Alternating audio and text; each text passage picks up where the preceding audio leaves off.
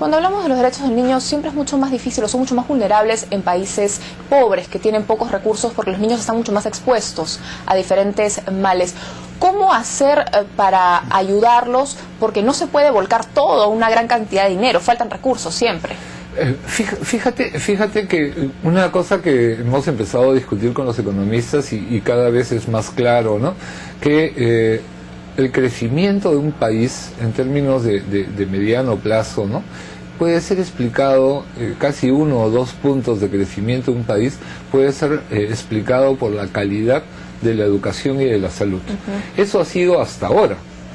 Fíjate en los años que vienen por delante, donde tenemos cambio climático, lo cual quiere decir que va a haber más problemas de salud, ¿no es cierto? O con el cambio tecnológico en curso, que quiere decir que la gente tiene que aprender más cosas, ¿no es cierto? Y tener más habilidades, ¿no?, de conocimiento. Y entonces educación y salud van a ser 2 elementos cuyo peso en términos de desarrollo económico va a ser mucho más grande en el futuro. Y las capacidades las estamos perdiendo hoy día. O sea, un niño que hoy día está perdiendo sus capacidades por desnutrición crónica es el trabajador de mañana en el país, ¿no?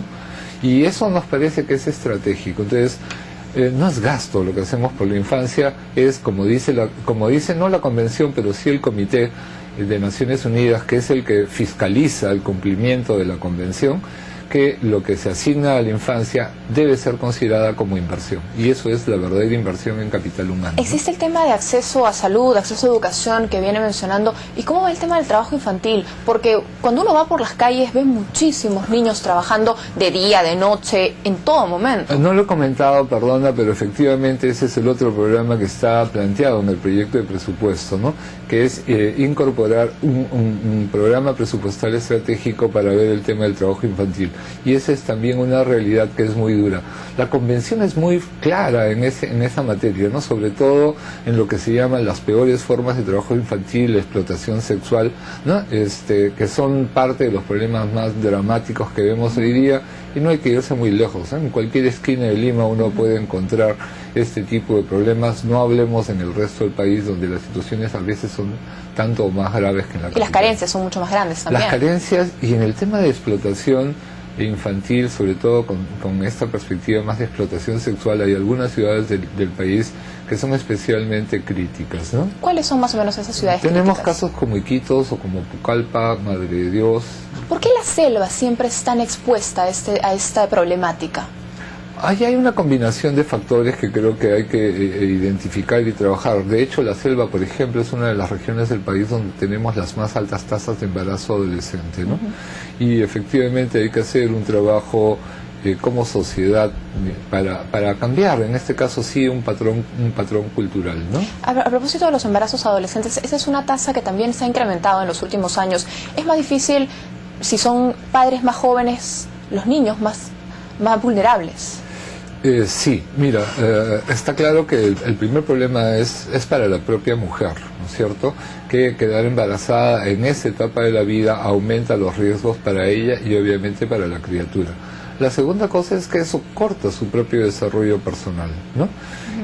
Porque significa el riesgo, no debería ser así, pero muchas veces ocurre así, de interrumpir el proceso de educación, por ejemplo, ¿no?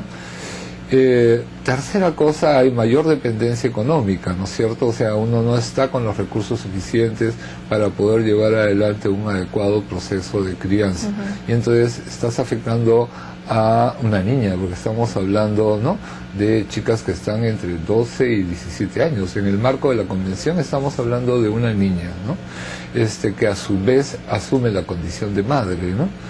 Entonces sí es un escenario complejo, y lo deseable es que eso no ocurra, También, ¿no?, son políticas de Estado necesarias. Sí, por supuesto, y algunos componentes de los temas que estamos hablando ya han sido incluidos, por ejemplo, en el programa de salud materno-infantil. ¿Qué porcentaje del presupuesto más o menos debería ser asignado a temas de niñez, salud, educación? Mira, o en términos de dinero. Allí hay 2 niveles de asignación de recursos, ¿no? Uno, lo que tiene que ver con los fondos generales, y estamos hablando de los recursos que están para educación y salud en general. La mayor parte del recurso en educación va, digamos, a la prestación de estos servicios. Los programas presupuestales estratégicos que tienen proyectado para estos programas prioritarios el orden de 3.777 millones en el proyecto de presupuesto para el próximo año, van a cubrir, si quieres, algunos nichos claves de problemas.